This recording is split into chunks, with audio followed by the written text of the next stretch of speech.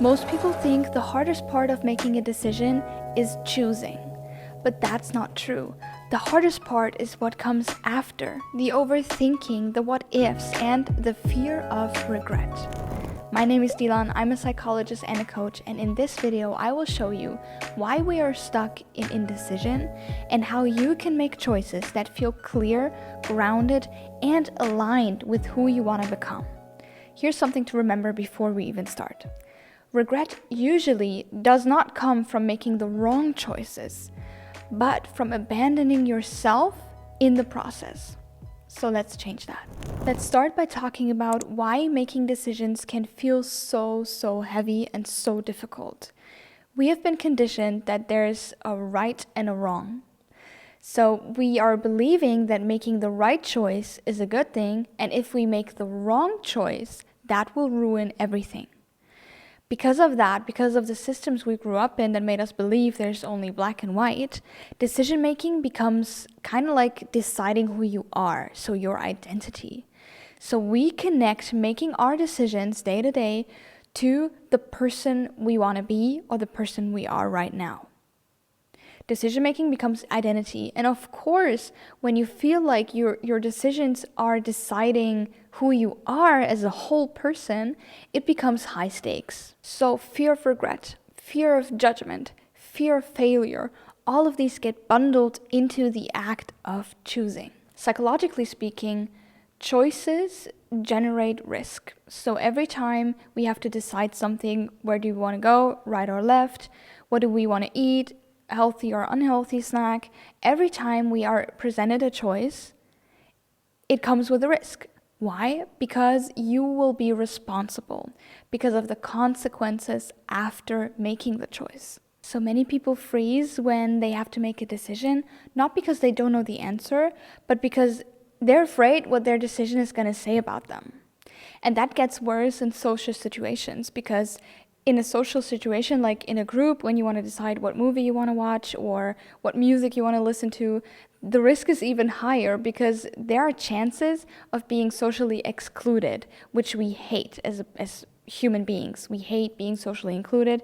We hate being socially excluded. We love being included in a group, in group activities. We love being liked because that is just better for our survival. That's what we learned in evolution. In groups, you survive better than alone or isolated.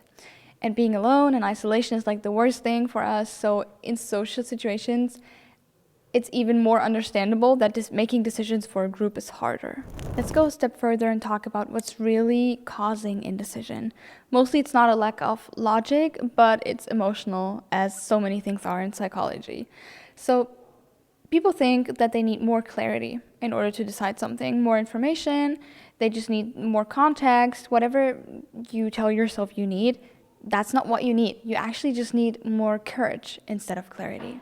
You see, indecision is a coping mechanism, basically. So it's our way, our strategy to avoid feeling guilty, ashamed, disappointed, or regret. So what we do is we try to outthink these emotions instead of just dealing with them and moving along.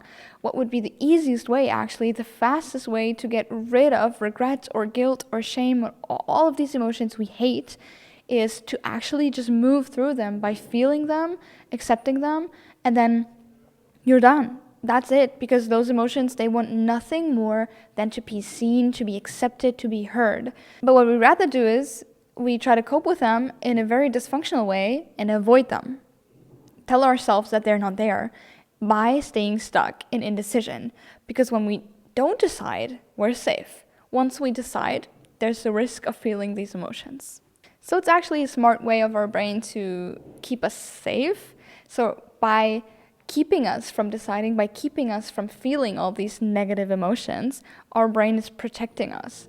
But even if that works right now as a mechanism, it won't work in the long haul because it's not sustainable. It's not healthy for us to push down and suppress the so-called negative emotions just because feeling shame doesn't feel comfortable for us. And when you take the time to look at these emotions, for example, shame, what is shame? Shame is basically just an emotion trying to tell us that we did something wrong here which is maybe not acceptable in society. So you usually experience shame when you did something you know is not so good, maybe a mistake, maybe something that will exclude you socially from others. And shame is just like a warning sign to us that it's okay to be human. So if you really listen to shame instead of pushing it away and suppressing it, it would tell you, hey, it's okay, you're human. It's okay to feel this way because you made a mistake, deal with it, deal with the consequences, and then you can move on. That is shame in its original version. But what we make out of it, even like our parents, how they teach us how to deal with shame, has so much effect on how we deal with shame later in life. So I don't know if your parents did this.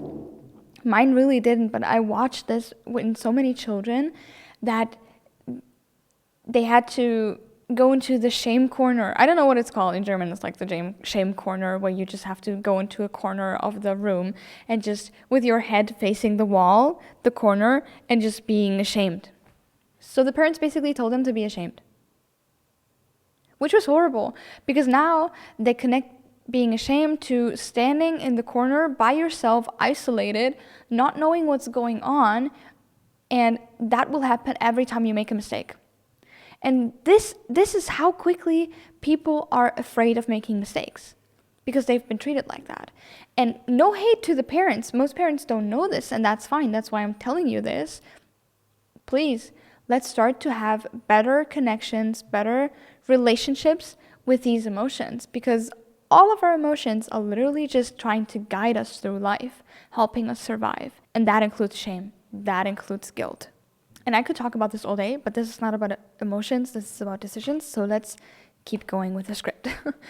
So what happens when you cannot decide something, when you're stuck in indecision? Most of the times we confuse intuition with fear. So we are stuck in waiting mode because we're waiting on a clear sign. I mean, you probably know this when you're waiting for a sign, when you try to look for things telling you to do it or whatever. I see it all the time on TikTok, people posting like, if you need a sign, this is it. Change your haircut or something. So if you've been one of these people who are literally waiting on something external to tell you it's okay to make a decision, I can tell you what you feel right now is you're scared. You're scared of regretting the choice you make. You're scared of regretting the haircut you're gonna get. You're scared of discomfort. You don't like being discomfortable, so that's why you delay your decision or try to wait on somebody else to tell you what to do. And most of all, you are afraid of taking responsibility, which is just sad. Because if you cannot take responsibility for your actions, are you even a human being? That's literally what being human is about. It's about making choices and just dealing with the consequences, moving through the emotions, and moving on until you make your next decision. So I hate to break it to you, but there's no right or wrong here. It's literally just, are you responsible enough to make this decision? And what most of you describe as intuition is actually fear. So real intuition is way more calm and quiet and grounded. So intuition, it doesn't panic, it doesn't spiral, it's really just knowing.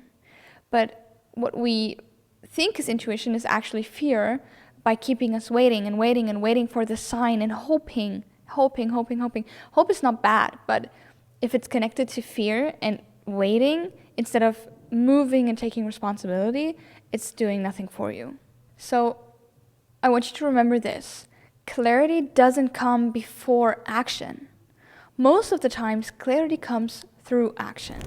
Quick interruption, I just wanted to let you know that I have a few spots open for my one-on-one coaching right now. So if you feel like you want support navigating your own human experience, there's a link in the description for a 15-minute discovery call with me. We meet, we talk, we see if coaching is the right next step for you. Now, let's jump right back into the episode. Now, let's talk about regret and why it's happening. Most long-term regret isn't because of making a wrong choice, which we know is not a real thing. Like, there's no wrong choice. Most regret happens when you make a choice that doesn't feel true to yourself, What does that mean? So if you make a decision and it is not aligned with your priorities or with your values, so what's really important to you, that's when regret happens. So what does that mean? That means our solution isn't to choose perfectly, to figure out which choice works best for us. No, the solution is to really find out what you stand for as a human being and aligning your decisions to that. Self-alignment in this case means that you can make decisions that reflect what actually matters to you and not what's logical or what's expected of you.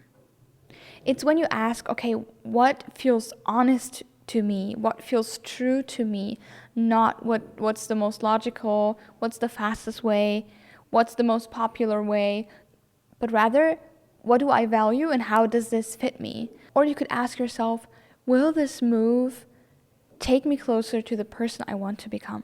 So let's look at the differences between a misaligned and an aligned decision. So a misaligned decision is made to avoid discomfort. It's based on fear of judgment, fear of regret, or any type of fear. It might look good, but it feels wrong. And most of the times, it comes with a lot of pressure to justify or explain yourself. An aligned decision is rooted in your values, connected to your future self, so who you want to become. It might feel super scary, but it also feels kind of right. And it comes with peace, even if it's hard. Do you see the difference? Now, let's look at the how. How can you make decisions in the future that feel aligned to your true self? And for that, I've created a method which is called the DECIDE method. It has a few steps. Let's go through them. The D in DECIDE stands for define your decision. I know, it sounds stupid because you already know what you have to decide when you have to decide it. But actually, literally, this is the most important part, because people struggle here already by overthinking it, by thinking about too many things at once and not being able to really formulate in one single sentence what is the decision at hand. What is it you have to decide? Which options do you have? Just define your decision. And when you do that, oh my God, you have gained so much clarity already. So try to formulate it. I am deciding whether to A or B. The E stands for eliminating noise. So most of the times there's so many voices in our head, maybe the voices of our friends or our mentors or our parents or I don't know, whoever. Try to eliminate all noise. Try to separate your voice, your train of thought from everything else. That's actually super hard. So you need to find a way to do that by your own. Is it in writing and journaling, or is it by walking and just being for yourself for a while? It's important that you spend time with yourself here, because you need to be able to separate your voice from others by, for example, asking yourself, if nobody else had an opinion on this and it's just my opinion, what would that be? The C stands for considering consequences. So now we want to think about the real trade-offs, not the worst case scenarios in your head, not your biggest fears coming true. Please be realistic here. Use your brain, not your gut. In this moment, we are trying to be logical and think about what could really happen and what is just a worst case scenario, I tell myself. So ask yourself, what is the cost of doing it?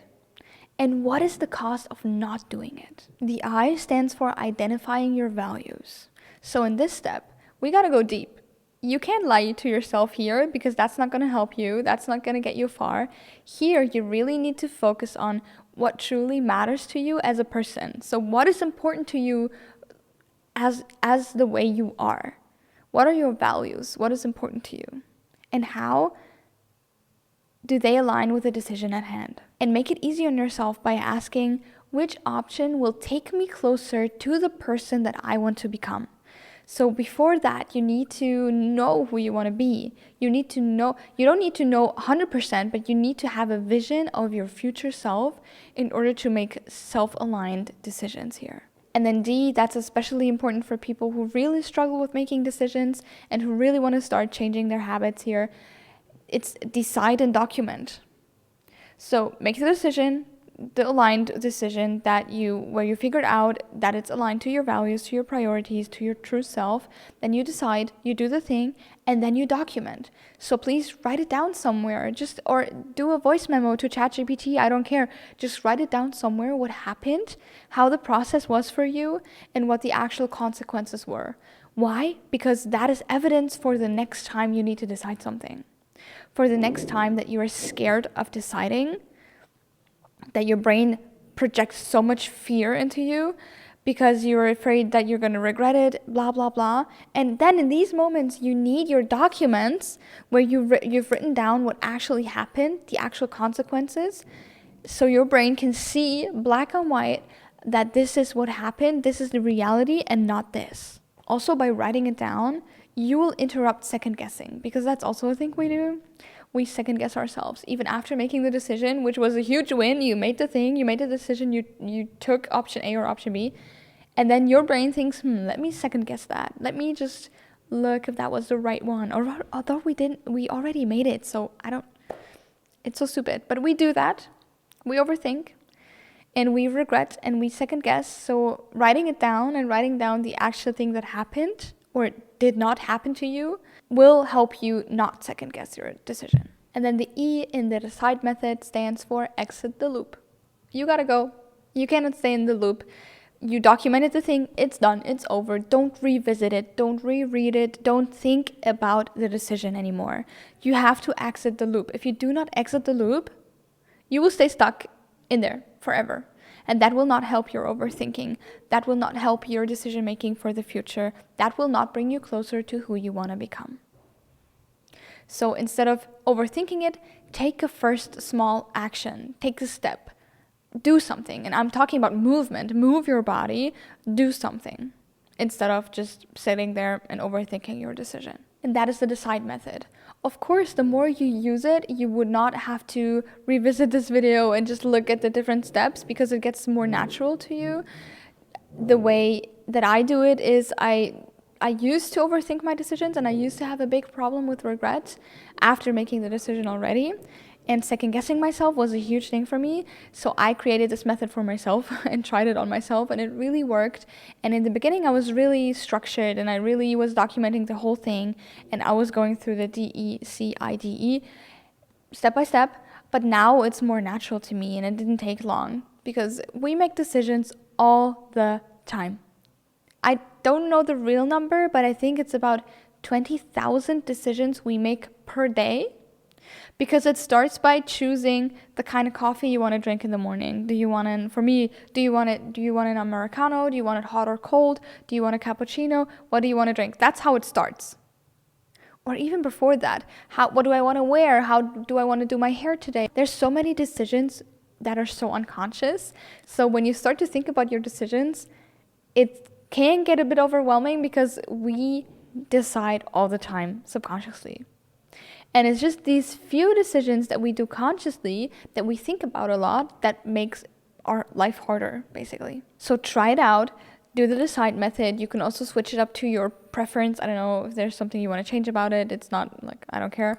But let me tell you, it works. And let me tell you, if you didn't understand, or if you're at this point and you do not know what regret is, why it's happening to us, what's keeping you in indecision, and how to change that, please rewatch this video. Just remember this. Decisions don't need to be perfect in order to be powerful. They just need to be clear and yours. And with that, I thank you so much for deciding to watch this video until the end. If you've stayed so long, thank you so much for all the support I'm getting. And I can't wait to see you in the next one.